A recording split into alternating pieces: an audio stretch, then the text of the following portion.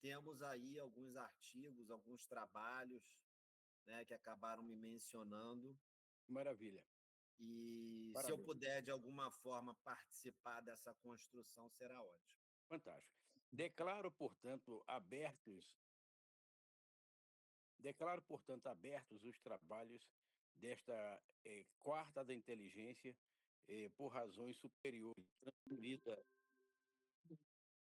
transferida para uma segunda-feira, em que nós temos a honra e a satisfação de receber o professor doutor Fernando Gama de Miranda Neto, catedrático da Universidade Federal Fluminense, eh, mestre em processo civil e alguém que deu uma contribuição original à temática do habeas vitae, que está fecundando e está ganhando espaço no tocante ao advento de uma nova instituição jurídica que significará, com certeza, um comprometimento humanístico do direito com o bem jurídico maior, a vida. Este encontro de quarta desse acontecido na segunda-feira, por razões especialíssimas, como já frisei, não seria possível sem o autorizativo da professora doutora Eda Machado, mantenedora do Centro Universitário IESB, bem como do seu reitor, professor doutor Luiz Cláudio Costa. Finalmente, sem o entusiasmo sempre presente da professora doutora Niávila Assunção, coordenadora da graduação e do mestrado em Direitos Sociais.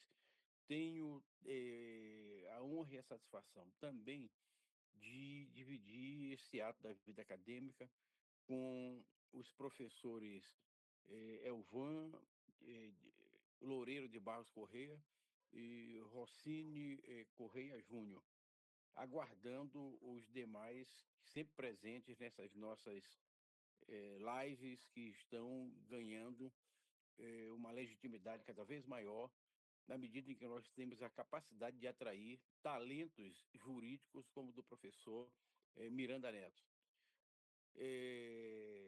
a quem entrego a palavra, mais uma vez, festejando a sua presença. Obrigado, professor Rossini. Então, agradeço aí mais uma vez o convite, né, feito pelo Ivan Loureiro. Uma alegria participar aqui da 17ª Semana Jurídica do curso de Direito, do IESB, do programa de pós-graduação.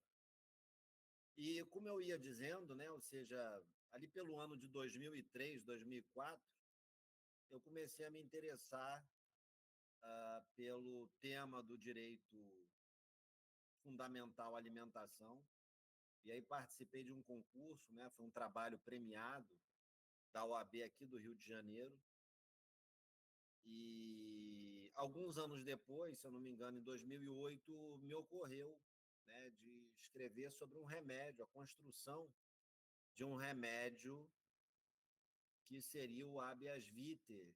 E, embora ele pudesse ser utilizado em outras hipóteses, né, eu falo ali direito à educação, direito à saúde,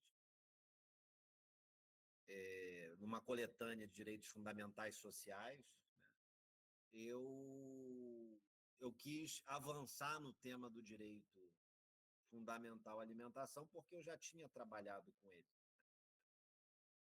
E aí a minha alegria, né, de ver que anos depois, né, alguns trabalhos de pós-graduação stricto sensu se debruçaram e examinaram essa questão do habeas vitae, pelo menos acho que o nome pegou, né? Muito bem. Então, eu queria hoje, né, trazer para reflexão alguns cuidados, talvez, que a gente possa ter nessa caminhada, porque é uma caminhada longa e difícil, né? A implementação de um novo RIT, de uma nova lei, né? Uma emenda constitucional, que seria o ideal, que trabalhasse esse remédio constitucional para focar o final na questão da eficácia da decisão.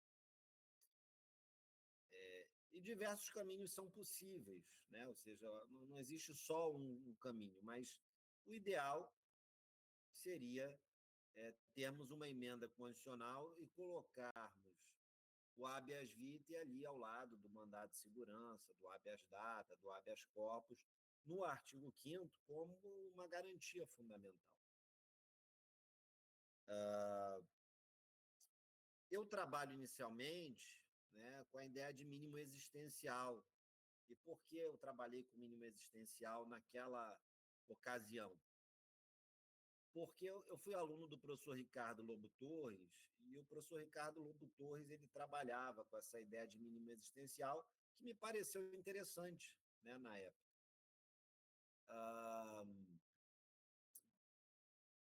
é interessante perceber que o mínimo existencial ele acabou aparecendo no projeto de lei, né, concebido pela Ada Pellegrini Grinover e o Kazu Watanabe, um projeto de lei que é do ano de 2014, é um projeto de lei,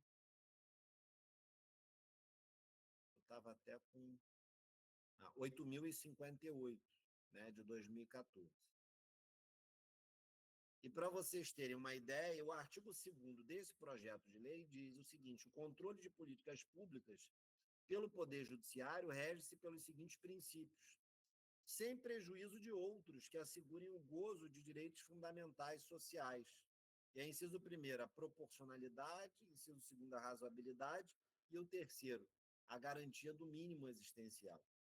O mínimo existencial ainda iria aparecer nesse projeto em outros dispositivos, no artigo 7º, que falava: se o pedido envolver o mínimo existencial, ou bem da vida assegurado em norma constitucional de maneira completa e acabada, o juiz poderá antecipar a tutela. Em outro dispositivo, o parágrafo único dizia: considera-se mínimo existencial, para efeito da lei, o núcleo duro essencial dos direitos fundamentais sociais garantidos pela Constituição em relação ao específico direito fundamental invocado, destinado a assegurar a dignidade humana.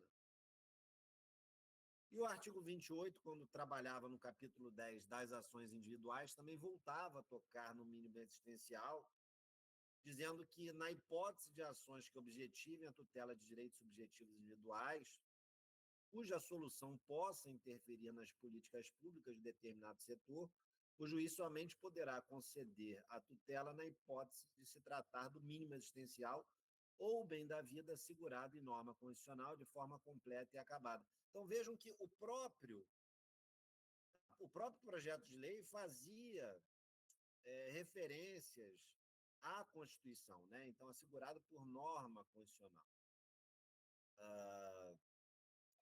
Então, seria um remédio importantíssimo, né, para a gente ter, no âmbito dos direitos e garantias fundamentais, para tutelar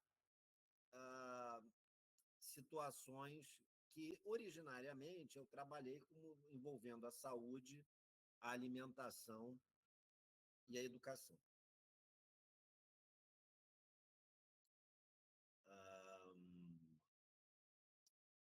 Só que esse projeto ele não andou, né?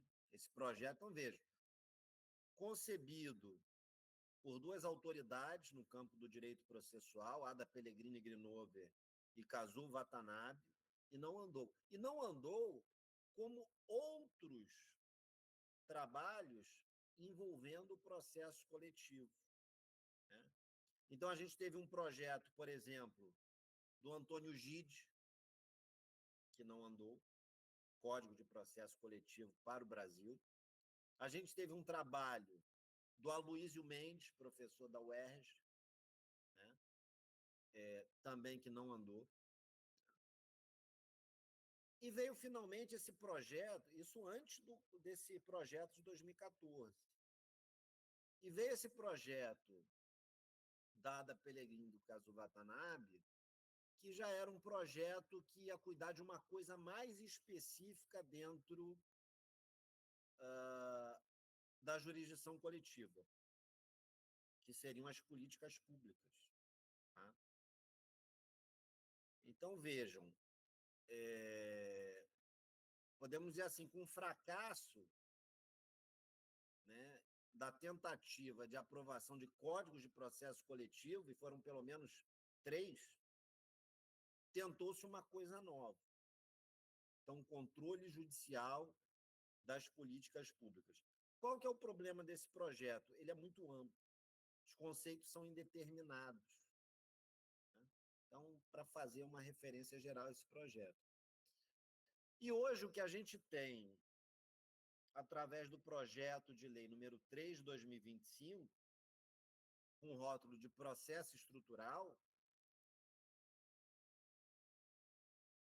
é mais uma tentativa de trabalhar essa ideia que a Ada Grinover e o Kazu Watanabe tentaram.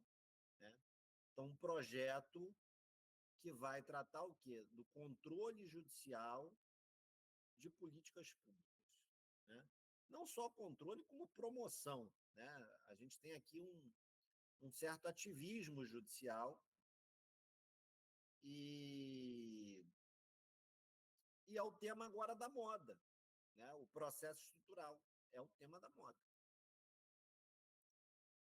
Muito bem.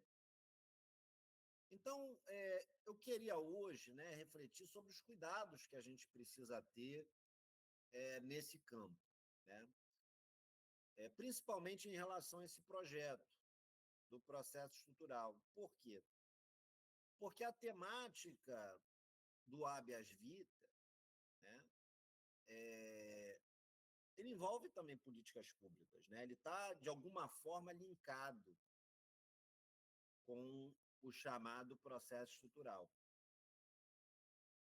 E a gente tem, né, claro, queria até fazer uma observação, né, no livro do Elvan, ele traz uma questão interessante.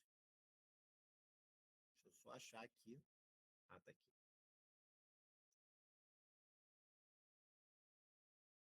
Né? Ele faz uma crítica em relação ao que eu falei, que eu até concordo com ele. Né?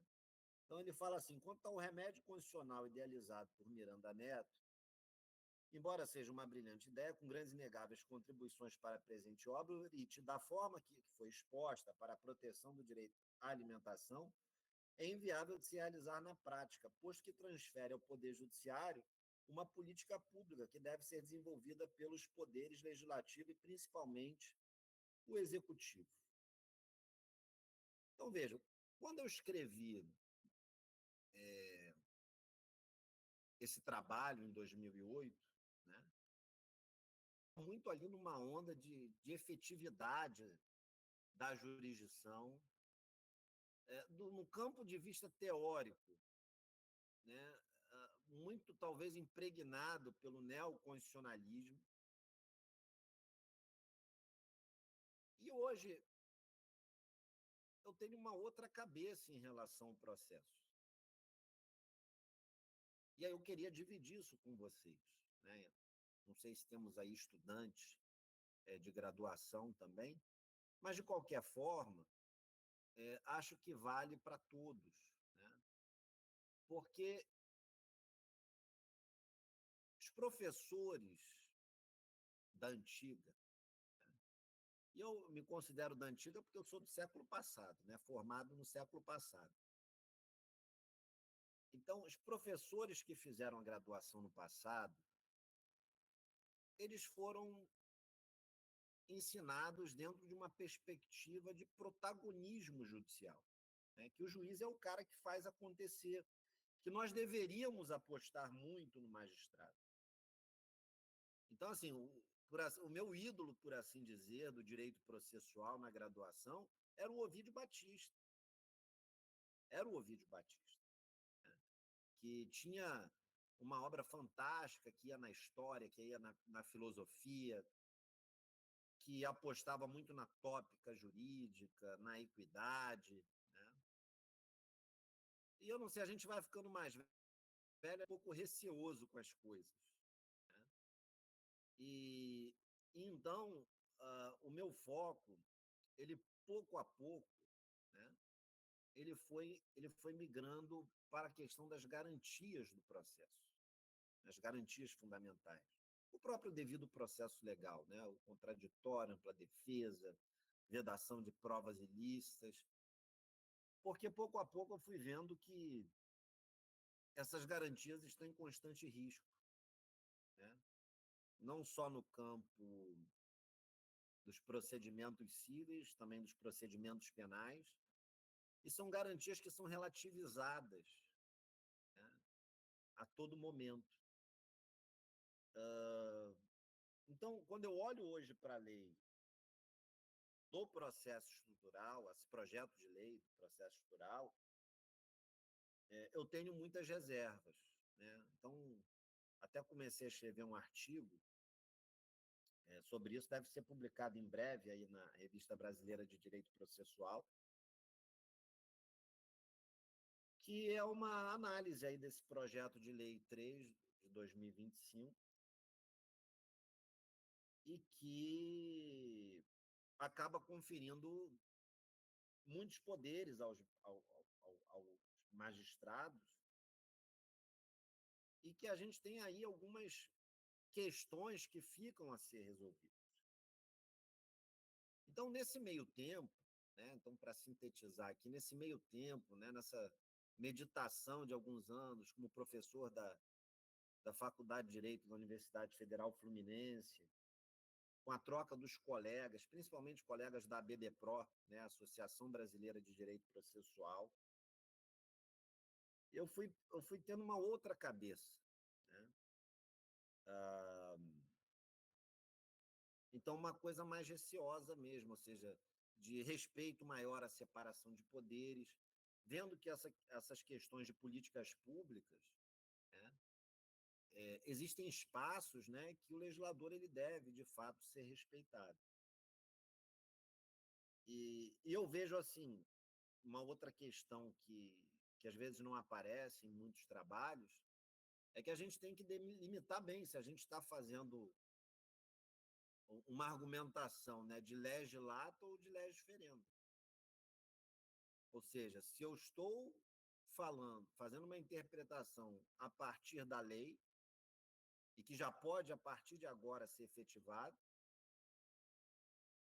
ou se, ao contrário, eu estou trazendo uma nova proposta que não está na legislação e que deve ser trabalhada para que entre na legislação. Então, daí a importância da gente pensar nessa emenda constitucional, né, do habeas vita, e, posteriormente, inclusive, uma lei que possa detalhar melhor, assim como tem uma lei para o mandado de segurança, uma lei para o habeas data, né? A gente ter também uma lei para o habeas vita. E, como eu ia dizendo, o processo estrutural, esse projeto de lei, ele apresenta alguns problemas. E por que ele apresenta esses problemas? Porque ele não é bem um processo. A gente está falando aqui de jurisdição coletiva. A gente está falando de poder. Às vezes, os processualistas, pode ser até um pouco constrangedor, né? Mas os processualistas, eles confundem jurisdição com processo. Uma coisa é a jurisdição, é o poder jurisdicional, o poder de dizer o direito. Outra coisa é o processo, é um sistema de garantias estabelecido para conter o poder jurisdicional. Então, o problema assim maior de um publicismo radical, né? Só um minutinho que eu estou vendo aqui que a minha tomada ela não está ajustada e está acabando a energia aqui, agora que eu vi. Só um segundinho, gente.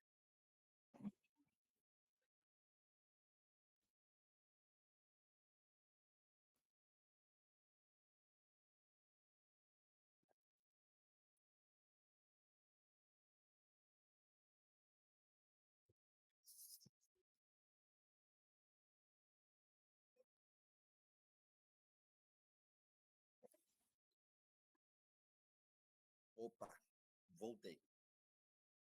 Então, desculpe. Então, a questão aqui que pode ser um pouco até embaraçosa, né, é que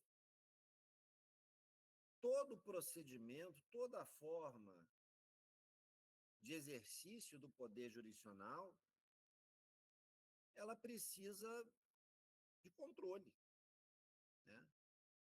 E o controle que deve ser feito é a partir do devido processo legal. E a gente olha para a lei do chamado processo estrutural, que, insisto, é jurisdição isso. De processo não tem nada. E de processo não tem nada por quê? Porque o juiz ele pode, por exemplo, convocar outros juízes para ajudar na decisão. Como é que fica aí o juiz natural aí? Não fica. Né? Então, a gente pode imaginar, por exemplo, que o juiz de primeira instância seja pressionado pela segunda instância para convocar um colegiado de juízes em determinado caso. Né? Então, não faz sentido uma lei que, na verdade, atravessa o devido processo legal. Investe o magistrado justamente nessa função de poder atuar ilimitadamente como legislador e administrador. Há poderes aí para o magistrado modificar até o pedido, né, de ofício. E isso gera algumas consequências, né, o que eu chamo de dinamitação do pedido na tutela coletiva. Então, isso pode gerar alguns problemas que precisam ser corrigidos, né? E um problema que precisa ser trabalhado no âmbito desse controle judicial das políticas públicas é justamente esse equacionamento, a questão da separação de poderes, ou seja, até onde o juiz ele pode avançar. Isso me parece só por emenda constitucional. Né? Como eu disse, eu converso com muitos colegas da Associação Brasileira de Direito Processual. Não sei se vocês conhecem. Porque também o processo civil hoje ele é muito fragmentado. Né? Então, assim, existem, por assim dizer, as tribos, as correntes ideológicas. E maior parte dessas correntes são correntes hiperativistas. São correntes em que o juiz pode rasgar a lei, pode rasgar a Constituição, porque ele é, por assim dizer, o dono do processo. Né? Então, começamos com Dinamarca, com a sua instrumentalidade do processo, que é um livro super festejado. Né? Mas depois, muitos disseram, não, esse livro aí ele faz tudo que o processo pode entregar. E aí veio o formalismo valorativo, do Carlos Alberto Alvaro de Oliveira. Né? Com discípulos. Né? Assim como Dinamarca deixou discípulos, o Carlos Alberto Alvaro de Oliveira deixou também discípulos, né? Como o Hermes Zanetti, o Cláudio Madureira, etc. Depois tivemos o neoprocessualismo, muito na esteira do nome do Eduardo Cambi, né, na esteira do neoconstitucionalismo. Então, neoprocessualismo. São todos correntes ativistas. Mas tem também o formalismo processual democrático, do Dierle Nunes, em Minas Gerais. Então, as correntes ativistas, elas têm dominado o direito processual.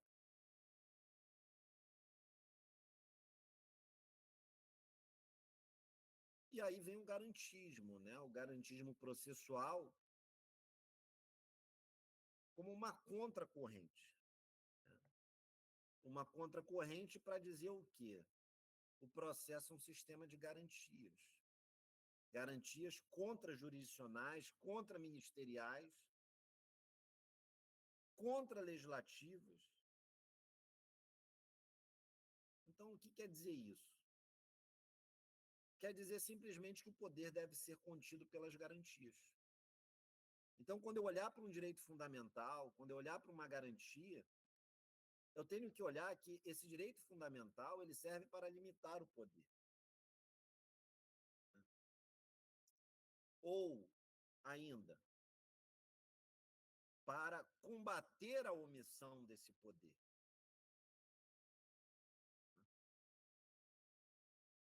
Então, esse é um primeiro cuidado que eu gostaria de trazer em relação à temática do habeas vitae e a sua associação com a lei do processo estrutural. Eu acho que o habeas vitae ele tinha que ter uma lei própria, assim como o mandado de segurança, assim como o habeas data, deveria ter uma lei própria. Mas, volto a dizer, são caminhos. Né? Ninguém é dono da verdade. Né? Então, a minha opinião, né? Acho que deveria ter uma lei própria e deveríamos trabalhar para trazê-lo por meio de uma emenda constitucional. Lembrando as dificuldades, né? Ou seja, tivemos aí pelo menos 3 projetos de Código de Processo Coletivo que não foram adiante. Tivemos o projeto da ADA e do caso Watanabe, que não foi adiante. Com mínimo existencial. Né? Veio o projeto do processo estrutural, não fala de mínimo existencial. Pegou o projeto da ADA e do caso Watanabe, meio que pegou e jogou no lixo. Não vamos falar nada disso aqui, vamos começar do zero. Né? E como é que começa do zero? Né? Então, com outros preceitos, outros projetos totalmente diferentes. Mas, no fundo, é um projeto de controle judicial de políticas públicas. É a mesma concepção, mas com outros preceitos. O problema, volto a dizer, não é um projeto de lei sobre processo. Não vamos ver ali garantias constitucionais do processo. Pelo contrário, vamos encontrar violações a garantias constitucionais do processo, como é o caso do juiz natural, como é o caso do devido processo legal, porque o projeto de lei fala em flexibilidade procedimental. Quando eu tenho flexibilidade procedimental, eu não tenho mais devido processo legal. Eu tenho devido processo conduzido, manipulado pelo juiz. Então, o devido processo legal é aquele previsto na lei, não é o criado pelo magistrado. Então, a gente tem que ter esses cuidados em relação ao processo estrutural. Uma outra questão que eu gostaria de trazer é um outro cuidado em relação a, vamos dizer assim, um remédio irmão, que seria o mandado de segurança. Né? Porque o mandado de segurança, ele surgiu dentro de uma concepção, lá na década de 30, uma concepção de jurisprudência defensiva. Não queriam aceitar o habeas corpus para determinadas situações. Até o Rui Barbosa entrou nessa discussão na década de 20. Então, não queriam aceitar o habeas corpus, aí foram criar um mandado de segurança. Mas isso tudo é por quê? Por uma jurisprudência defensiva. E ao longo das décadas, o mandado de segurança ele tem sofrido com essa jurisprudência defensiva. Né? A ponto de a gente pensar que o mandado de segurança, infelizmente, né, ele aparece aí como um walking dead do direito processual. Né? Porque eu penso, para que eu vou impetrar um mandado de segurança se tem um monte de requisito? Por que eu não ajuizo logo uma ação de obrigação de fazer? Né? Tem requisito de 120 dias, tem que comprovar direito líquido de plano, direito líquido certo, né, com a prova pré-constituída. Para o advogado é ruim, né, que não cabe em honorários, na ação de obrigação de fazer cabe, né, mas no mandado de segurança não cabe. Tem que discutir sujeito passivo, autoridade coatora, inúmeras súmulas limitadoras de competência. Então, acabou que, com a entrada da tutela antecipada no CPC de 73, lá em 94, o mandado de segurança ele ficou ali, enfim, né, numa situação delicada, porque o que fazia a distinção é que tinha liminar. Mas quando houve a universalização das liminares, a partir de 94, 1994, o mandado de segurança, não sei, né? O pessoal continua usando, né? Talvez por apego à tradição. Mas uma ação de obrigação de fazer, ela traz também benefícios, com pedido liminar. Né? Muito bem. E aí a gente chega, né, ou seja, nessa necessidade de delimitação do habeas vitae. Né? Então, no próprio livro do Elvan, até numa manifestação dele, eu vi, tem uma manifestação na internet, né? Junto, se eu não me engano, ao Senado, né, das contribuições para a sociedade.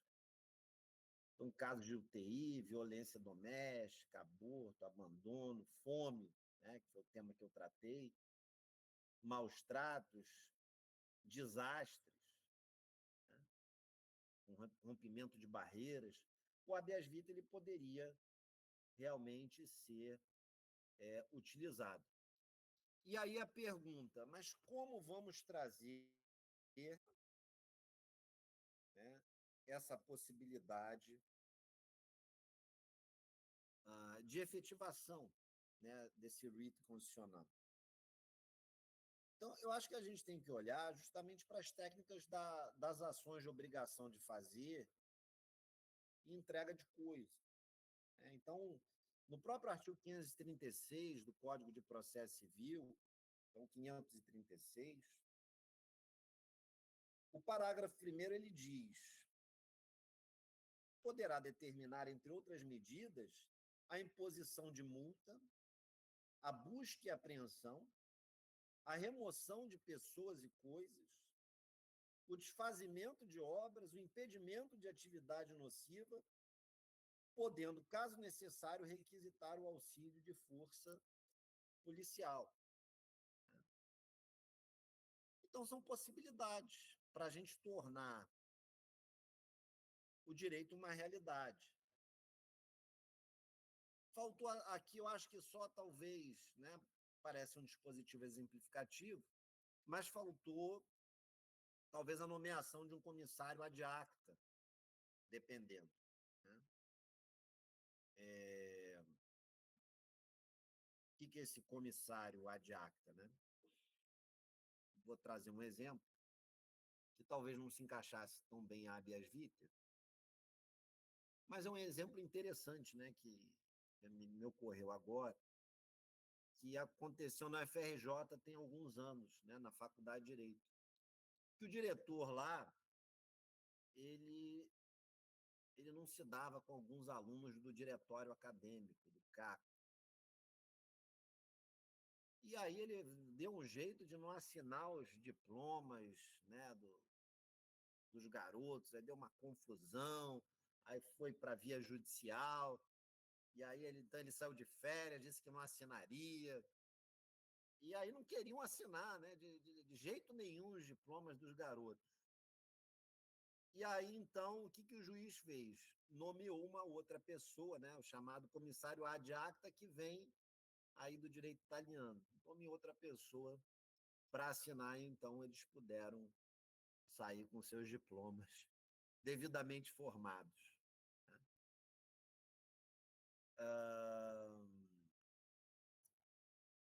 Então, volto a dizer, eu fico muito feliz, né, que a gente chegue nesse momento pensando na construção do habeas vitae, que é um instituto voltado para a efetividade da jurisdição, sim, né? A efetividade da jurisdição.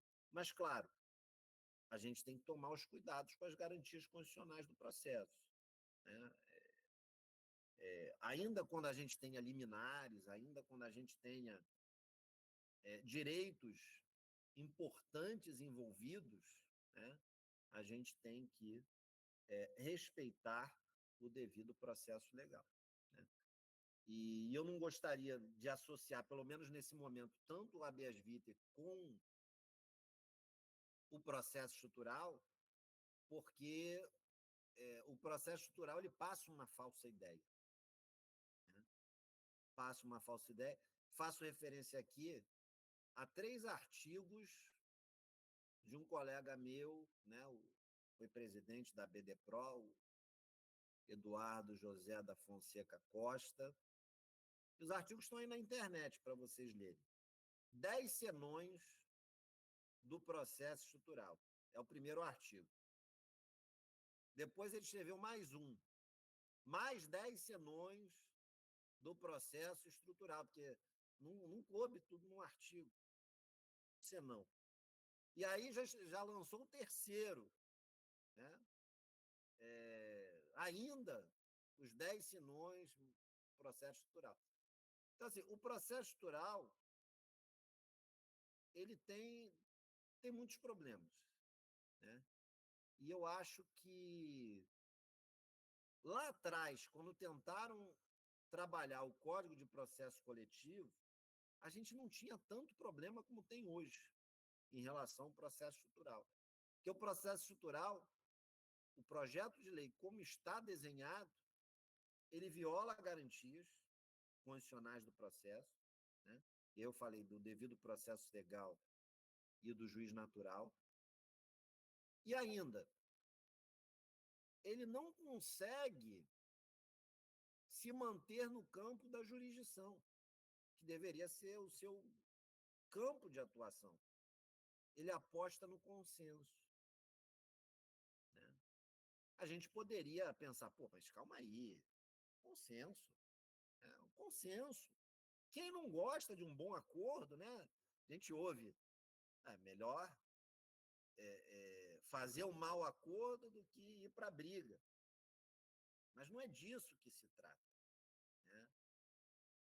O consenso desenhado no projeto de lei é um consenso um tanto perigoso, porque ele esquece os ganhos que nós tivemos com o Código de Processo Civil em relação à principiologia da conciliação e da mediação no que diz respeito à confidencialidade, por exemplo. Então, o projeto do processo estrutural, ele traz o quê?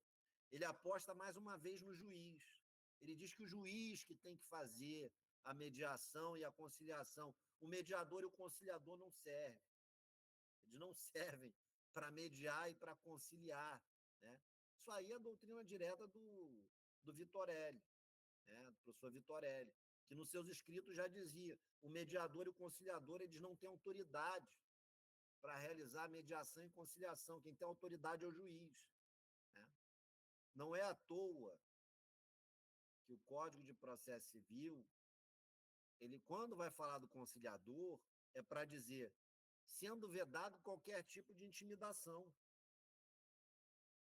Então, o juiz, com a sua autoridade, ele acaba forçando acordos.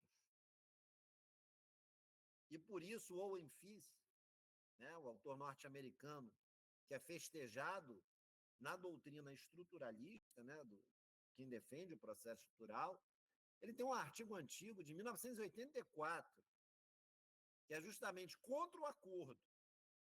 Aí você pensa, mas como é que o cara que defende o processo estrutural, ele vai ser contra o acordo? Porque ele já sabia que o juiz, no processo estrutural, ele tem esse poder de intimidação. Isso a gente não pode permitir no âmbito do devido processo legal, né? Que aí você impõe, né? Costumo falar com os meus alunos, durante muito tempo na Justiça do Trabalho, O seu trabalho se orgulhou de ser campeã de conciliações, né? Mas a que preço? Né? Quantas vezes não ouvimos de colegas, né, o juiz disse assim, olha, esse acordo proposto aí, eu acho que é o melhor que você vai ter, acho que você não vai ter nada melhor na minha sentença, não. O juiz falando para a parte. O que a parte faz? Vai ter que aceitar o acordo. É intimidação, é intimidação, uma intimidação velada, né? Enfim, então acho claro, a gente pode pensar nisso num caminho, né, para trabalhar o habeas vitae, porque está ligado a políticas públicas. Mas, na verdade, o habeas vitae ele não foi concebido dentro dessa perspectiva dos processos estruturais para reestruturar instituições, né? Então, aqui é a questão do âmbito de proteção do direito fundamental, né? Ele não está concebido para reestruturar instituições, que seria a própria ação do procedimento estrutural. Então, eu penso que a gente deveria discutir mais, né, sobre o assunto, talvez meus colegas também podem trazer aí alguma contribuição, mas, a princípio, eu não faria essa associação. Então, acho que o nosso caminho seria esse, né? Ou seja, junto a um parlamentar, levar para a gente tentar por uma emenda constitucional, né? E futuramente uma lei, né? Não que os dois não possam ser pensados de forma concomitante. Então, são essas as questões que eu queria trazer, né? Fiquei um pouco um tema ampliado, né? Eu quis falar de outras coisas. É que o Evan me pediu o tema já tem um tempão, né? Aí eu não sabia o que falar, eu vou falar da eficácia. Eu ia falar mais da tutela mandamental, eu ia falar do Ponte de Miranda, da teoria quinária.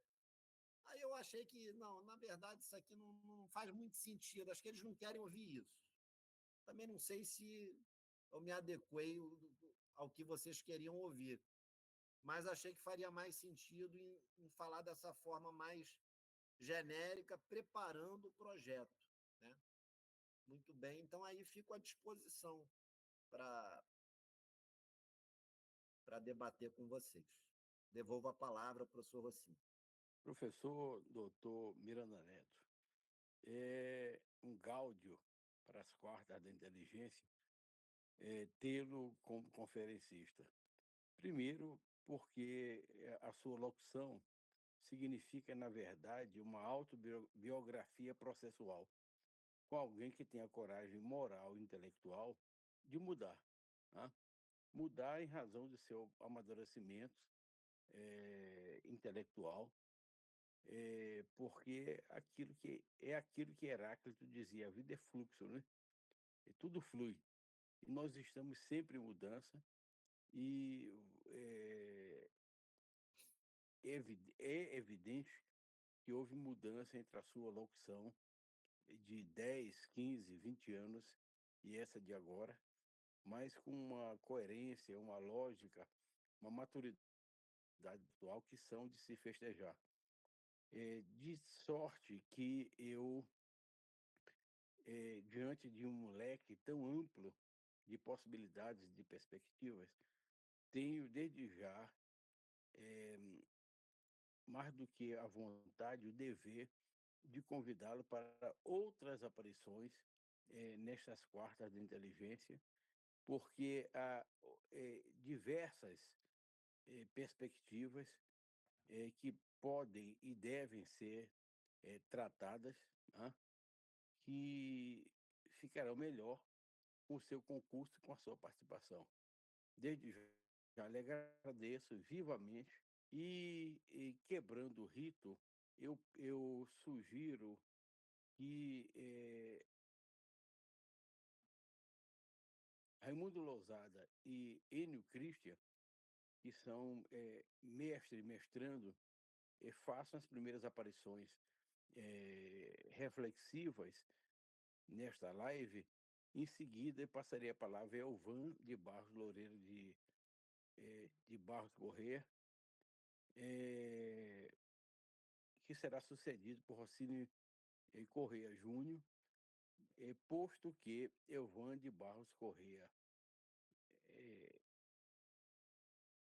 será quem despedirá o professor Fernando Gama Miranda Neto, depois da sua síntese relativamente a essa noite em que nós estamos vivenciando dessas quartas da inteligência.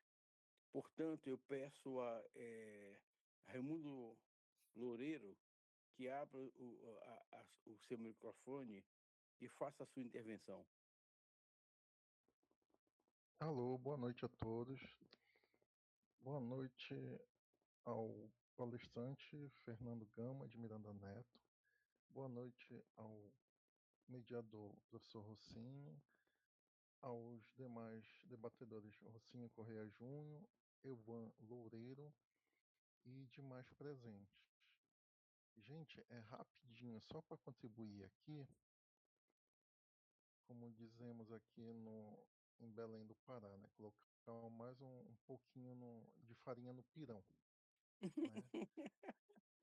Então vamos lá. É Belém do Pará? Belém do Pará. Ah, minha família toda de Belém. Eu vou sempre.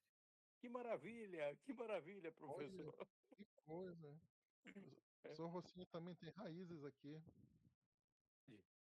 Os cotos de que eu sou descendente são paraenses. Ontem mesmo eu degustei um açaizinho aqui em casa, aqui no Rio, que minha tia ela trouxe do Opa! Pará.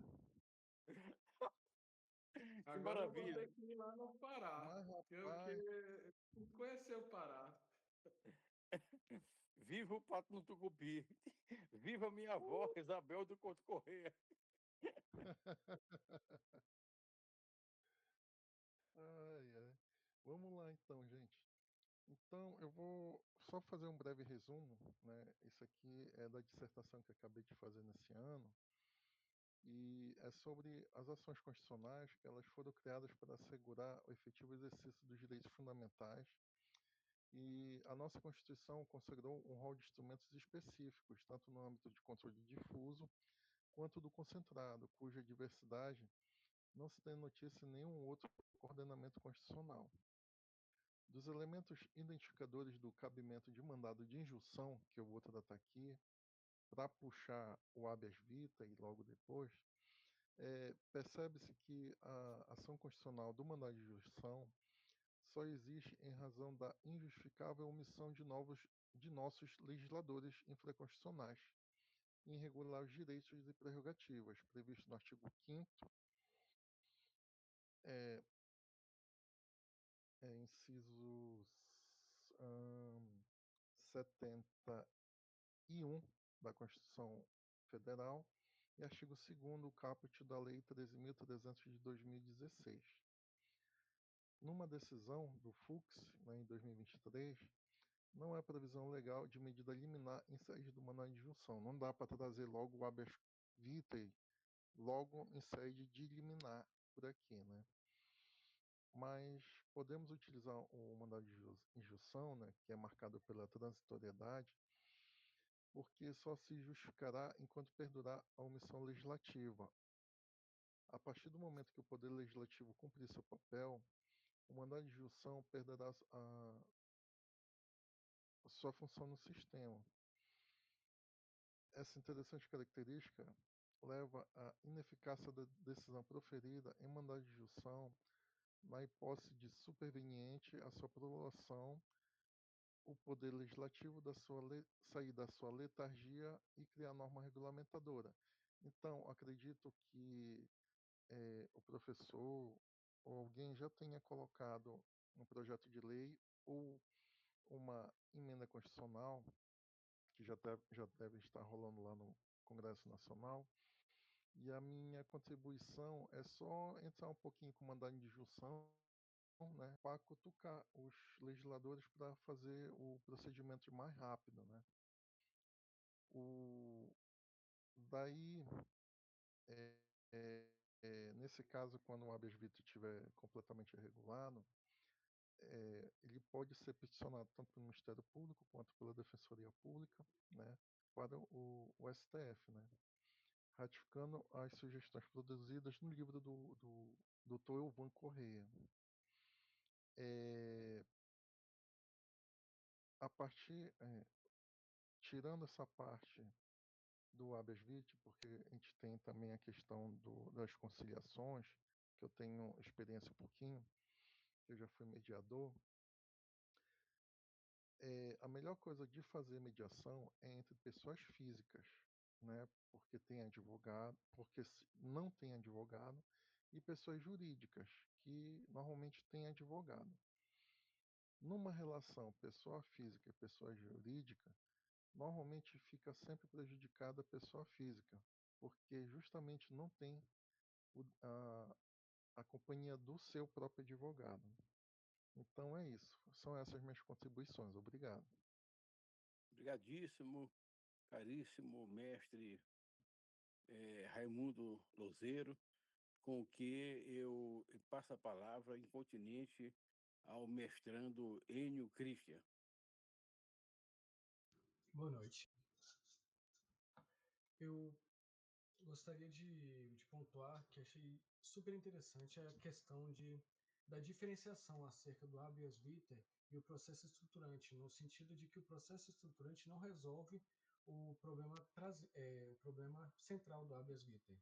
Por mais que ele possa solucionar algumas demandas nesse sentido, o tipo dele é diferente e a forma como ele está se colocando dentro do ordenamento jurídico, como ele está sendo planejado dentro do ordenamento jurídico, é uma demanda que exige muito mais tempo, é uma construção muito mais demorada, uma construção de mais cabeças pensantes, ao momento que o habeas vitae tem realmente a pretensão de remédio constitucional.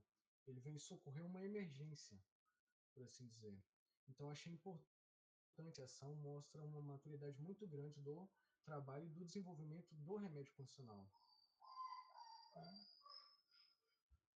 Acredito que já foram pontuadas muitas coisas, eu queria acrescentar esse detalhe.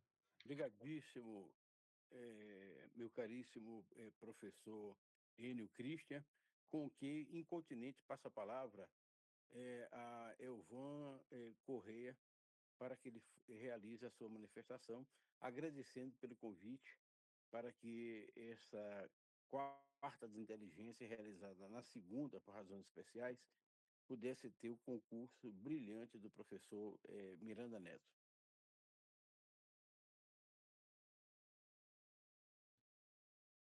Boa noite a todas e todos aqui presentes. Eu agradeço inicialmente ao professor Rossini por me convidar novamente a participar dessas lives, que sempre nos deixam a semana inteira mais inteligentes, né? Pensando. Agradeço muito ao professor Fernando Gama por ter aceitado o meu convite. Me sinto muito feliz por isso, que durante os meus estudos do mestrado, eu encontrei o texto dele e estar presente com ele aqui é uma satisfação muito grande. E lhe convido a participar sempre que quiser no nosso grupo lá do Observatório. Agradeço a direção e a reitoria da universidade pelo evento e cumprimento a todos os debatedores e alunos e professores presentes aqui na sala. Bom, eu fiz algumas poucas anotações. Prometo que vou ser rápido. Prometo que vou ser rápido. Primeiro, em relação ao processo estrutural, eu acompanhei de perto todo o processo, todas as audiências públicas que houveram a respeito do processo estrutural.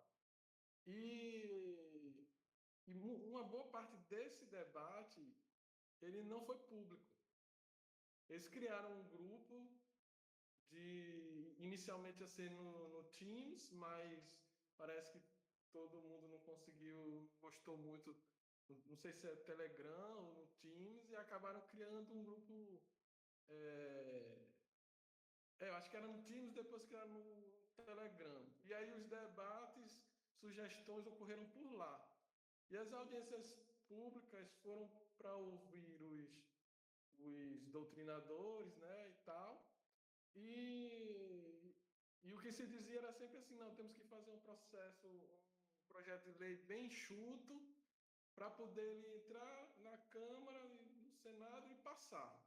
Porque se começar a emendar e alterar, ele não vai para frente. Então, meio que saíram cortando e não aceitando muita coisa.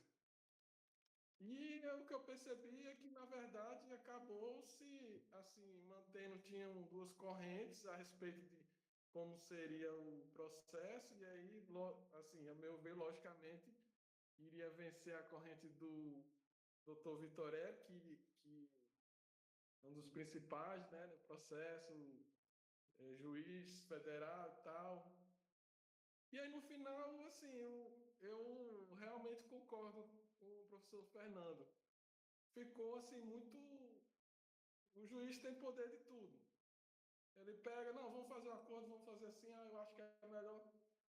Ficou muito solto, né? Não tem garantia de nada. Então, talvez esse erro essencial faça o projeto nem andar, né? Assim, eles queriam que andasse rápido, pode ser que nem ande por conta disso. Porque realmente ficou muito estranho. Aí o que acontece? Lá diz que o processo vai, dependendo do processo, aí vai ter uma decisão, vamos dizer assim, transformando ele em processo estrutural.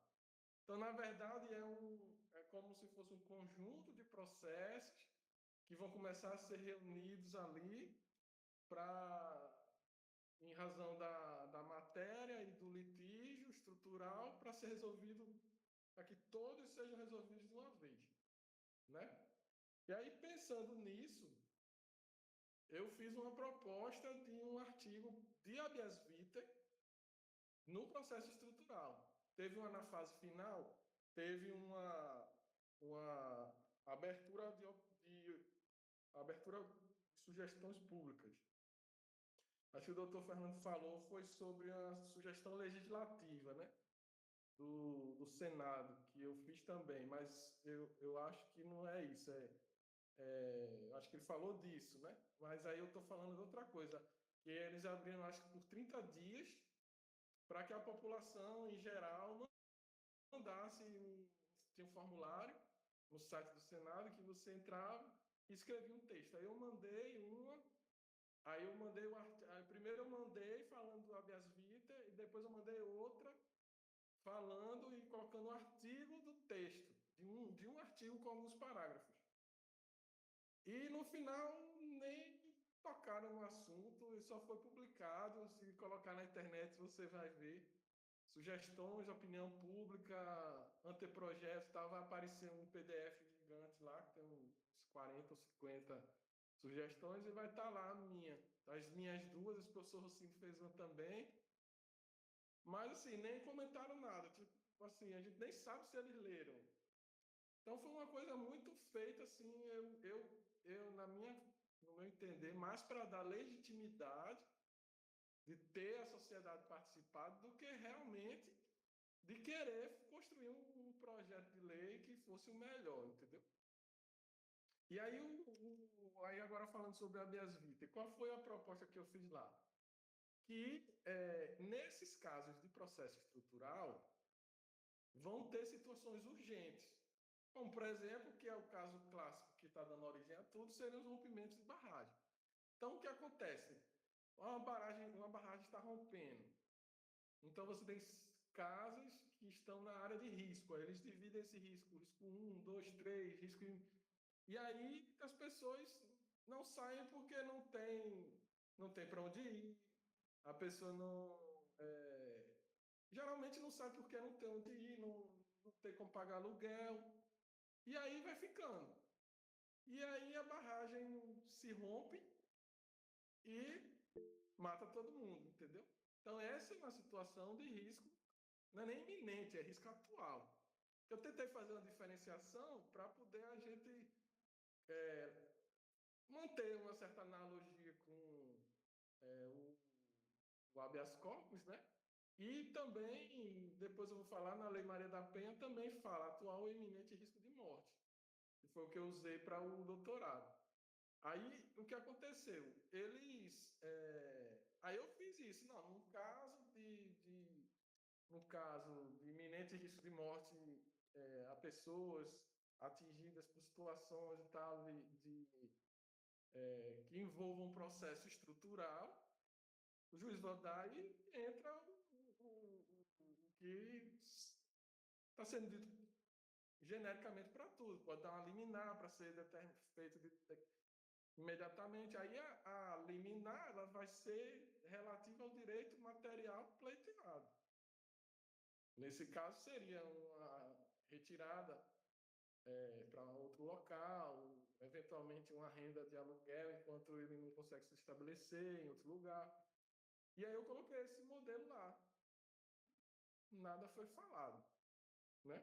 Então, assim, a relação do processo estrutural com o habeas vitae seria isso.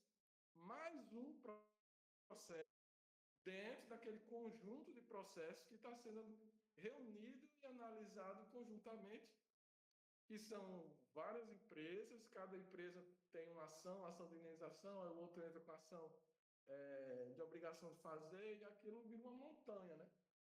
Isso então, o processo estrutural é a montanha de problemas que aquele problema estrutural está causando, né? E aí, o habeas vitae, a essência do habeas vitae é uma ação individual. Assim, eu acredito que, inclusive nesse caso, poderia ser impetrado um habeas vitae em que os pacientes sejam um conjunto coletivo de pessoas que estão naquela situação, morando naquela área de risco. E aí eu uso a analogia da ação de reintegração de posse, que você não precisa nem nomear as pessoas. Bom, se ele está morando ali, naquela casa que vai ser destruída pela barragem, o juiz não precisa saber o nome dela para dar liminar. Se ele não precisa saber o nome da pessoa que invadiu uma casa para a reintegração de posse, aí a gente vai botar esse requisito para a pessoa morrer, porque ninguém sabe o nome dela. Não faz sentido nenhum. Então, assim, no meu livro, né, o livro é a dissertação do mestrado. O meu trabalho foi quase todo, aí já é, assim, para o professor Fernando saber mais como foi feito, de analogias. Analogias e, dentro dessas analogias, criações, que esse é um processo de construção de saber, né? A gente nunca cria as coisas do nada, né? A gente tem um conhecimento e, a partir daquilo, a gente estuda outras coisas e vai interligando e aí surge uma ideia nova.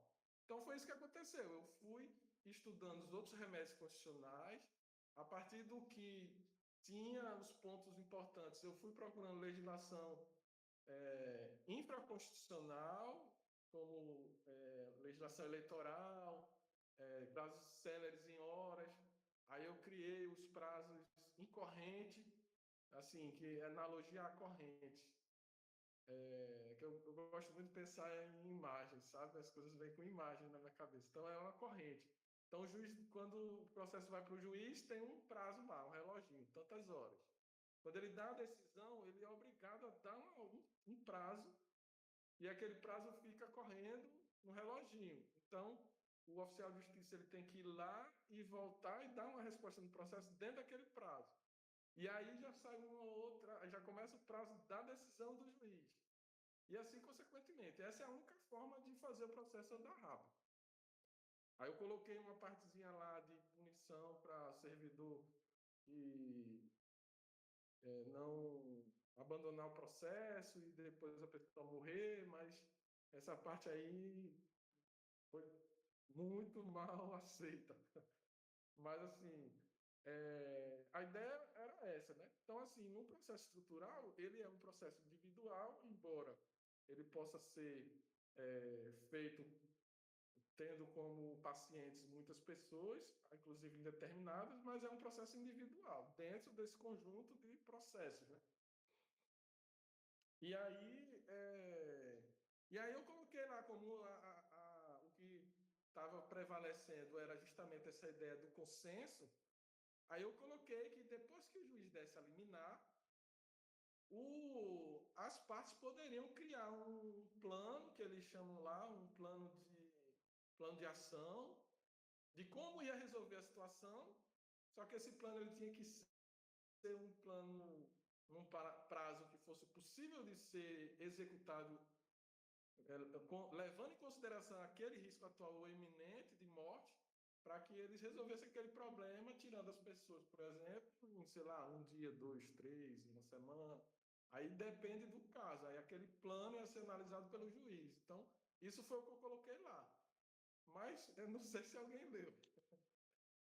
Bom, sim, aí eu queria dizer também o seguinte. Quando eu escrevi no livro, eu fiz uma crítica ao professor Fernando e tentei ser o mais assim respeitoso possível em dizer que achava, em discordar com a ideia dele, de dizer que era inviável. E fico muito feliz que o professor hoje concordou comigo, porque realmente assim o tema vai sendo amadurecido e a gente vai vendo novas perspectivas, né? Então, assim, quando ele escreveu, ninguém tinha escrito sobre isso.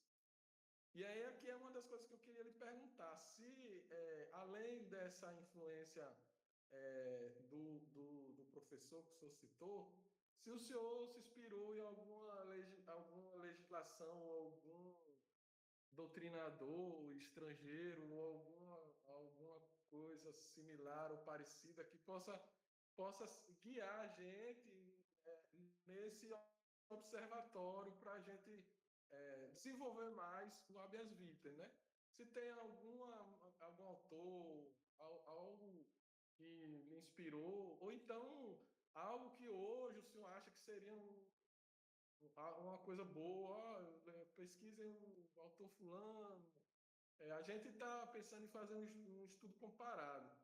Eu acho que daqui para o início do mês que vem, lá no observatório, eu vou escrever lá, convidando as pessoas a escreverem artigos sobre o habeas vitae e escolherem os temas. E aí eu vou colocar para cada um falasse dentro do processo civil. E aí uma das coisas vai ser o direito procurar em outros ordenamentos, né, no direito comparado, algumas ações. Eu andei vendo algumas aqui da América Latina,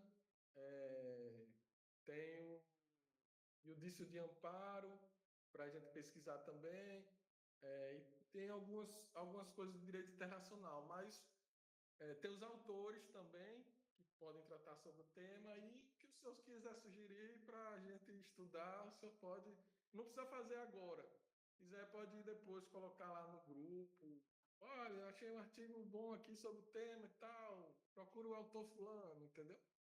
Que a ideia do observatório é justamente fazer sair em publicações e o tema começar a ser discutido, porque para virar lei ou emenda constitucional, tem que ter pessoas falando, tem que ter autores escrevendo, né? Então, sim, aí quando eu fiz essa crítica dizendo que era inviável, porque na época, hoje, eu até acho que eu poderia não ter feito a crítica, porque ela foi, assim, com ela ou sem ela, a resistência ao Instituto é a mesma. Assim, quando a gente fala, vamos criar um processo novo, já vem aquela rejeição. Um processo novo? Então, assim, o fato de ele ser para uma quantidade maior de pessoas, ou se ele ter um requisito que eu criei, que é isso, o que eu coloquei, né, que é o risco atual ou iminente de morte, para restringir o número de pessoas, né? Então, por exemplo, uma pessoa que está em situação, está com fome, ela não tem um mínimo existencial, mas ela tem condições, não está numa situação que ela pode, por exemplo, ir na defensoria, pegar uma ficha de atendimento, entrar com a situação e pedir uma liminar, não seria caso de habeas vitae. O habeas vitae seria para aquela pessoa que realmente está numa situação de fome tão precária que está quase indo para o hospital, né? Está abandonada, ela está jogada na rua, é um idoso que a pessoa foi embora e deixou lá. Então, assim, é um caso urgentíssimo. Então, essa foi a ideia, porque aí diminui o número de ações do habeas vitae. Mas hoje eu vejo que isso não é um argumento favorável para dizer, então vamos criar o habeas vitae, entendeu? Não, isso não, para a criação do habeas vitae, isso não tem o efeito que eu imaginei que teria. Eu sei disso hoje porque eu já procurei alguns parlamentares e não estou vendo. Eu procurei um deputado, entreguei o projeto, aí ele mandou para a comissão, para o jurídico trouxe detonando o projeto. Aí agora eu fui no senador. Aí ele estava feliz e tal. E aí agora eu mando mensagem, ele diz, não, estamos analisando. E isso foi em abril, a gente já está em agosto e ainda estão analisando. Então, assim, não tem vontade política, entendeu? Assim, não, tem que ser uma coisa que tenham muitos autores, tenham livros publicados sobre isso, palestras. Só assim vai surgir, entendeu? Então, assim, eu acho que esse critério ainda é válido, porque realmente, se não tiver uma restrição, vai ficar muito amplo, entendeu? Então, eu acredito que essa restrição se amolda a alguns dispositivos legais.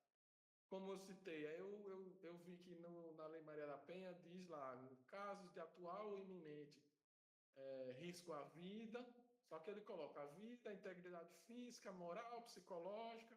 Aí você pode ir direto no delegado, fazer o pedido, aí já fizeram mudanças, aí já pode ir direto no juiz, não precisa ter inquérito anterior. Então, na legislação da Lei Maria da Penha, o caminho já está, assim, meio caminho andado, vamos dizer assim. Então, esse projeto de lei que eu fiz depois, né, foi específico para a Lei Maria da Penha, dizendo que nesses casos em que fosse risco de morte, aí sim ele poderia entrar com pedido via habeas vitae, a vítima ou um terceiro em proteção da vítima, que essa é a ideia que as outras ações, a maioria não trazem, né?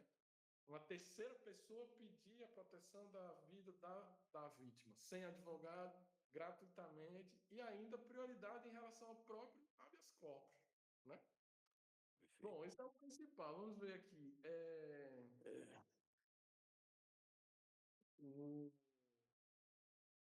A Justiça do Trabalho, eu fiz uma audiência na época que eu era advogado e o juiz disse a mesma coisa para mim, professor. Ele disse assim, acho melhor se eu fazer o acordo, porque se eu for julgar, eu vou dar menos. Assim, ele foi mais explícito. Minhas sentenças aqui nunca passam aí diz assim, 5.000. Eu acho que é melhor se aceitar o acordo. Então, meio que julgou, antecipou o julgamento, né? Bom, aí em relação específica à eficácia da decisão, eu acredito que vai ter uma relação muito direta com o direito material pleiteado, né? No caso, se for na Lei Maria da Penha, vai ser uma medida protetiva, ou talvez até a prisão do próprio agressor, né? Que é uma coisa que eu digo lá, que o habeas corpus do agressor tem preferência de julgamento em relação à própria medida protetiva. Então, pela lei, habeas corpus do agressor tem que ser julgado antes. Então ele pode ser solto antes de ser decidida a medida protetiva. Então eu digo que tem que ser prioritária, inclusive habeas corpus. E dependendo da situação, a medida, ela, assim, a eficácia delas vai depender do cumprimento da ordem. Então, tem essa questão dos prazos e tem a questão que eu coloquei também, que é no próprio mandado, ter dizendo lá, risco de vida, habeas vitae, e ter o prazo em horas. Ó, risco de vida, prazo, 5 horas. Porque só assim a decisão vai ser cumprida dentro do prazo. A gente tem que pensar também com marca do interior, pensar nas regiões rurais, regiões suburbanas, de periferia. Tudo isso tem que o objetivo do instrumento é justamente chegar na população mais carente, que é justamente a população que mais precisa, né? E a preclusão da decisão ela vai ser relativa ao que foi determinado, né? O juiz pode mudar, dependendo da situação. Se for um leito do TI, pode ser que ele não mude, não tenha mais uma outra oportunidade de mudar a decisão. Questão de preclusão, eu estou falando, né? Bom, eu acho que eu falei tudo. Eu acho que eu estou muito feliz aqui com a sua presença e debater sobre o habeas vitae. Espero que a gente está fazendo outras lives, e aí eu estou tentando convidar outros professores para tratarem. Eu estou encontrando em alguns congressos alguns professores de renome, e estou entregando, dando de presente o meu livro, pedindo para ele ler e falar do livro, escrever um artigo. Espero que alguém escreva. E vamos lá. Obrigado. Eu estou muito entusiasta do tema. Obrigadíssimo, Eu vou dar professor. a palavra, professor. Obrigadíssimo, professor Elvan Corrêa. Esse seu espírito de cruzado está espargindo sementes que hão de frutificar. Incontinente, eu passo a palavra ao debatedor Raimundo Louzeiro, né? E já estabeleço o rito final, porque depois de sua manifestação, a palavra estará entregue ao professor Rossini Corrêa Júnior e devolvida ao nosso conferencista, professor doutor Miranda Neto. Ao cabo da sua manifestação, o professor Elvan Loureiro o despedirá em nome do Centro Universitário IESB. Por favor, professor Raimundo Louzeiro. Alô, professor Rossini, boa noite. Professor, é coisa rapidinha, só para complementar do que o Avon falou, que surgiu uma ideia aqui, de utilizar o habeas vitae para caso de paciente contra plano de saúde, seja por medicamento ou estrutura hospitalar, que eu normalmente vejo lá no juizado especial, que ao invés de entrarem com um procedimento comum no juizado, eles já poderiam entrar com habeas vitae, que normalmente o medicamento e estrutura hospitalar é diretamente ligado à vida, né? Então, é só essa a parte que eu estou fazendo. Obrigado. Excelente, professor Raimundo Louzeiro. Para essa ideia do professor Elvan Loureiro, de que muitos escrevam artigos sobre diferentes óticas, fica desde já a encomenda, né, de que Vossa Senhoria escreva o artigo sobre essa relevante matéria, plano de saúde. Professor Rossini Corrêa Júnior, a palavra é sua. Primeiramente, boa noite a todas e todos. Gostaria de agradecer ao IESB pela promoção da 17ª Semana Jurídica. Agradecer ao professor Rossini Corrêa pela maestria na moderação de tantas ideias, aos colegas debatedores, pelo conhecimento partilhado, e em especial ao palestrante, o professor Fernando Gama, pela provocante exposição. Professor, eu tive a liberdade de ler um artigo seu publicado em 2011, que é a alimentação como direito fundamental, que já antecipo servirá, enfim, será referenciado nos meus próximos estudos, pois também pesquiso sobre combate à fome. E a minha fala vai buscar, sobretudo, fazer um link entre o combate à fome e as origens do habeas vita, né? Fazendo esse link no que se refere ao instrumento processual, né? O artigo, enfim, expressamente referencia e bebe bastante das lições do professor Josué de Castro, a indicar que a fome, enfim, não ocorre por causas naturais, ela termina por ser uma expressão biológica de males sociológicos, é dizer, decorre de fatores econômicos, sociais e, sobretudo, políticos, né? E também avança na análise se a fome é apenas uma necessidade ou se o alimento, no caso, se o alimento é apenas uma necessidade ou se já transpassou para a categoria de direito. E a conclusão que o senhor fez, volto a dizer, será referenciado. Eu achei muito interessante, inclusive citando o professor Esbjørn Eid, no que se refere às 3 obrigações do Estado no que se refere ao combate à fome. Enfim, seria o respeito ao direito à alimentação, a proteção ao direito à alimentação e a realização, né, esse terceiro fator, né, de realizar, de satisfazer, traz à tona esta obrigação estatal de agir de forma direta quando uma pessoa, por razões externas, né, não consegue se alimentar. Nesta senda, né, é aí que o habeas vitae ganha uma força, enfim, contra sua mola propulsora, na perspectiva de que a fome passa a ser reconhecida como uma violação de direito e o Estado, portanto, tem a obrigação positiva de agir, né? A omissão do poder público não poderia violar esse mínimo existencial sob pena de gerar evidente ilegalidade. Nessa perspectiva, professor, eu acabei tendo algumas inquietações. A primeira seria como manejar o habeas vitae para, por exemplo, garantir que esse direito à alimentação não se refira apenas e tão somente àquele pacote mínimo de calorias, mas a uma alimentação adequada. A outra dúvida será no que se refere à eficácia da decisão, para, enfim, fazer esse link com o tema proposto pelo senhor.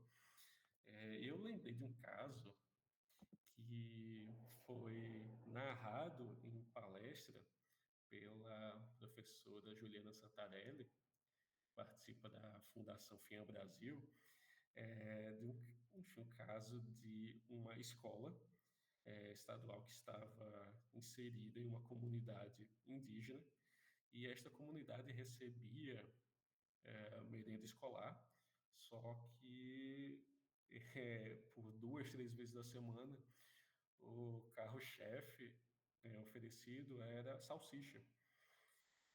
Enfim, produto que é ultraprocessado e que a comunidade indígena não reconhecia como alimento.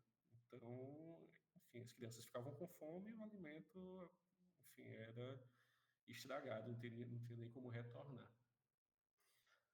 A perspectiva como se pensa o habeas vitae como um remédio jurídico individual, de certo modo é razoável indicar. No lugar do mandado de segurança, poderia-se impetrar o habeas vitae, porque, inclusive, bebendo um pouco das reflexões do Elvan, ele teria prioridade, inclusive, aos MS e HCs. Agora, poderia se manejar um habeas vitae coletivo para que, por exemplo, a secretaria não enviasse ultraprocessados para comunidades, não apenas naquela comunidade indígena, mas em outras naquele estado federativo? Ou isso já se confundiria e enfrentaria os problemas do processo estrutural? Com isso, professor, eu devolvo a palavra para a síntese do senhor. Mais uma vez, agradeço. Indico expressamente que fiquei muito inspirado pelas conclusões do senhor no artigo mencionado, de excelente qualidade. Obrigado pela atenção de todos. Muitíssimo obrigado, professor Rocínio Correia Júnior, com que entrego a palavra, depois da sua manifestação, ao professor Fernando Gama Miranda Neto, para que sintetize essa nossa memorável noite. Desde já, realizando o convite para que novas e vindouras aparições venham prestigiar essas quartas de inteligência com a sua presença. Muito bem. Primeiramente, queria pedir desculpa, professor, assim, de colocar o evento na segunda-feira, né?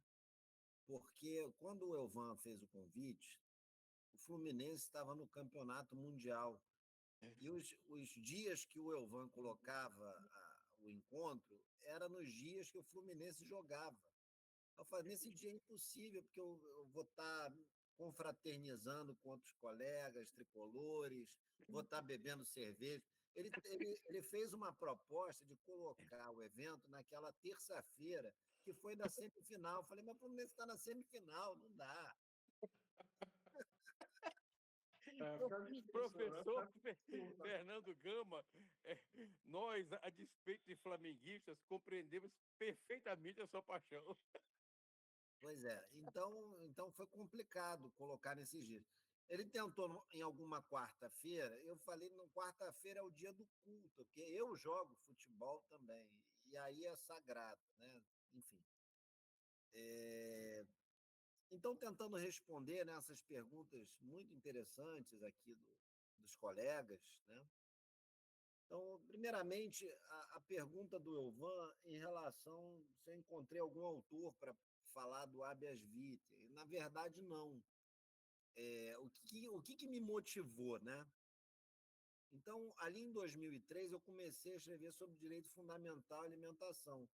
E eu pensei, pô, mas eu sou professor de processo, né? Eu já era professor de direito processual. Então, assim, eu senti ali uma necessidade, mas calma aí, o que vai proteger o direito à alimentação, né? Então, a gente lendo os trabalhos sobre direito à alimentação, vendo a questão da fome, né, que nos toca. Então, assim, eu vi a necessidade da construção de um novo remédio. Agora, se tem um autor assim que na época eu estava muito antenado com ele, mas assim, é mais um filósofo do direito, né? Era o Norberto Bobbio. Quando ele fala na era dos direitos, né? Ou seja, os direitos já estão mais do que fundamentados, resta-nos saber como protegê-los e efetivá-los, né?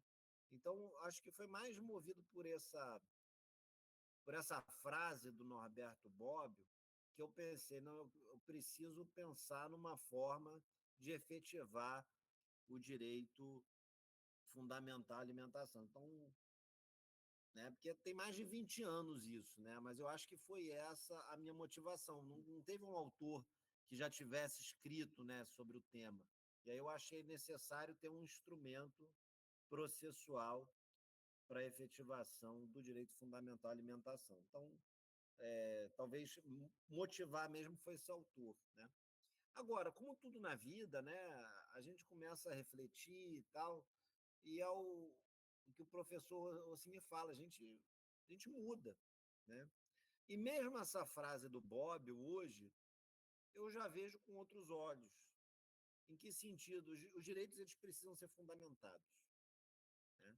Ou seja, não estão suficientemente fundamentados, eles precisam ser fundamentados, porque a gente tem uma dogmática, principalmente uma dogmática dos direitos fundamentais, que nem sempre trabalha o âmbito de proteção dos direitos, né, as limitações.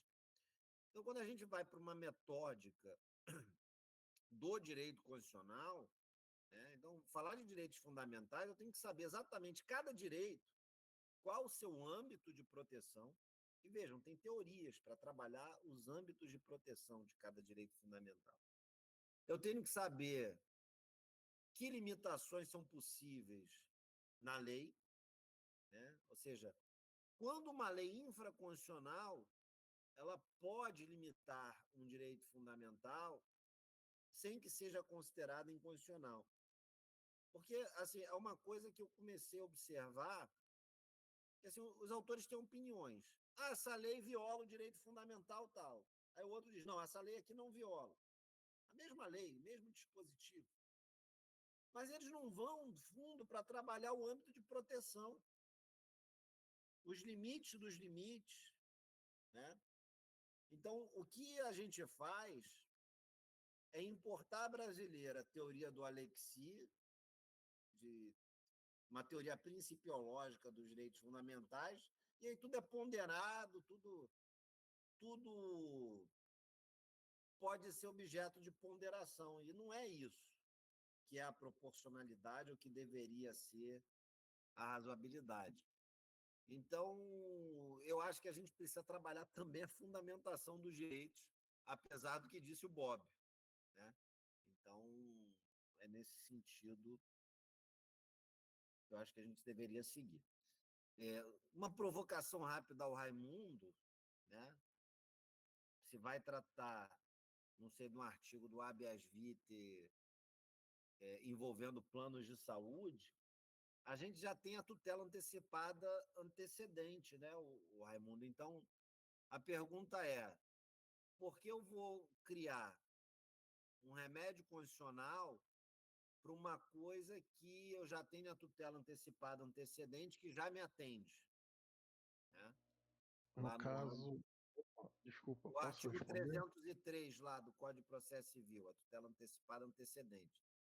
Então, Sim, assim, sim. qual seria a utilidade do habeas vitae se a gente já tem um instrumento que atende às situações de urgência extrema? Nesse caso que você falou do plano de saúde, tá? E Sim, costumam utilizar o artigo 303. Então, uma provocação para você pensar, você vai escrever esse artigo aí da coletânea do Elvan, seria interessante pensar nisso, né? Não precisa ninguém seria responder. mais. Não, não, é só para um brainstorm aqui que a gente está tendo. É, esse caso de plano de saúde é justamente para motivação quando a pessoa for ir lá com os deputados, congressistas, para poder fixar mais o habeas vitae. Poderia ser um dos casos, entendeu? No caso da estruturação do habeas vitae, pode ter lá a parte de liminar, em que, ao invés de entrar com o procedimento, pode ser substituído pelo habeas vitae também. Eu acho que não vejo problema nenhum. É só uma forma de motivar os deputados a analisarem o habeas vitae para a legislação. É Então, mais seria isso uma mesmo. estratégia política, né? Então, seria interessante. Isso, nesse sentido. Muito bem. E aí a questão é deixada pelo Rossini, né, dos alimentos, envolvendo os alimentos ultraprocessados, né? Então, vejam, aí vem a questão da fundamentação, né? Ou seja, o âmbito de proteção que a gente precisa discutir. Então, insisto nisso. Quando a gente fala de uma teoria dos direitos fundamentais, a gente tem uma metódica própria. Não são todos autores de direito constitucional que trabalham essa metódica dos direitos fundamentais, que é uma metódica muito própria do pensamento alemão, né? Então, se vocês forem ver aí o livro, tem um livro traduzido, né? Do Ralph Poscher, né? De Direitos Fundamentais, saiu agora pelo Instituto IDP aí de Brasília. do Ralph Poscher, e é um outro autor que eu esqueci o nome, porque era do Bodo Pietro, né? Então, os autores acabaram sendo substituídos. Que na Alemanha é assim, os autores ficam mais velhos, a editora parece que ela tem os direitos autorais, ela que concentra esses direitos e pede para outros autores continuarem. Tiraram o nome dos autores que eram do livro, colocaram os novos. Então, eu lembro que um dos novos é o Ralph Poscher.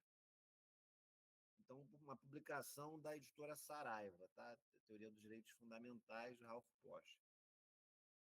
E aí eles lá vão examinando cada direito fundamental, o seu âmbito de proteção, os limites dos limites, né? Ou seja, até onde a legislação infraconstitucional ela pode regulamentar o direito fundamental sem ferir o seu núcleo essencial, né? Então, acho que isso é importante. Então, a gente tem que discutir justamente o âmbito de proteção, né? E me parece que, numa eventual regulamentação do habeas vitae, é importante ter um dispositivo, né, que trabalhe isso, ou seja, especificamente do direito à alimentação adequada, né? Ou seja trabalhado isso.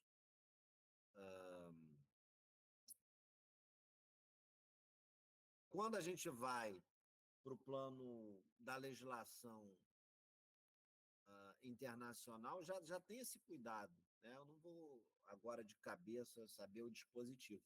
Mas se a gente for investigar a legislação do direito fundamental à alimentação, eles estão preocupados com a alimentação adequada, ou seja, não pode ser qualquer porcaria, né? A gente não pode dar para as crianças biscoito para almoçar na escola, né? Então tem que ser uma alimentação realmente de qualidade. E aí, claro, ainda mais quando a gente pensa em comunidades indígenas, e aí a gente está entregando um produto que não tem nada a ver culturalmente, né, com esses povos originários, né? Então, me parece perfeitamente cabível aí a busca da alimentação adequada, né, para aqueles que, a princípio, recebem do Estado.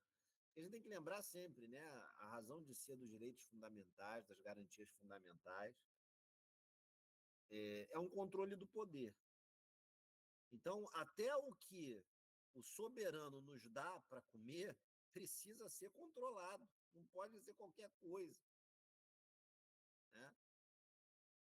De modo que me parece perfeitamente cabível, tá? Então, essa é a minha resposta, Rocinho. Então, obrigado aí pelas perguntas. Acredito que as reflexões aqui vão servir para a gente impulsionar ainda mais, né, os trabalhos sobre o habeas vitae e, quem sabe, aí, né, uma coletânea aí que o Elvan quer organizar. Obrigadíssimo, professor Fernando Gama Miranda Neto. A sua locução de pioneiro está recepcionada e festejada nessa noite, e renovo o convite para novas aparições, porque elas engrandecem sobremaneira a preocupação intelectual que todos nós estamos buscando de maneira coletiva fomentar. Entrego a palavra ao professor Elvan Correia para que despeça o ilustre professor Fernando Gama Miranda Neto. Queria agradecer, em nome do IESB, nosso professor Fernando Gama, por ter aceitado o convite, a sua palestra. Estamos todos muito felizes com a sua presença. Em nome do IESB, eu faço as despedidas, já convidando para sempre estar presente, e desejo uma boa noite a todos e todas presentes aqui na sala e uma ótima semana. Obrigado. Remeteremos, professor Fernando Gama Miranda Neto, o link desta noite em sua gravação, para o seu deleite e a sua consciência de que a sua locução fomentou muitos horizontes e muitas perspectivas nessa noite. Declaro encerrados os trabalhos desta segunda-feira da inteligência, agradecendo mais uma vez ao professor Miranda Neto. Tá bom. Obrigado a todos, me despeço, um abraço e estou sempre à disposição aí dos colegas, tá bom? Obrigadíssimo. Um forte abraço. Boa noite a todas e todos. Parabéns.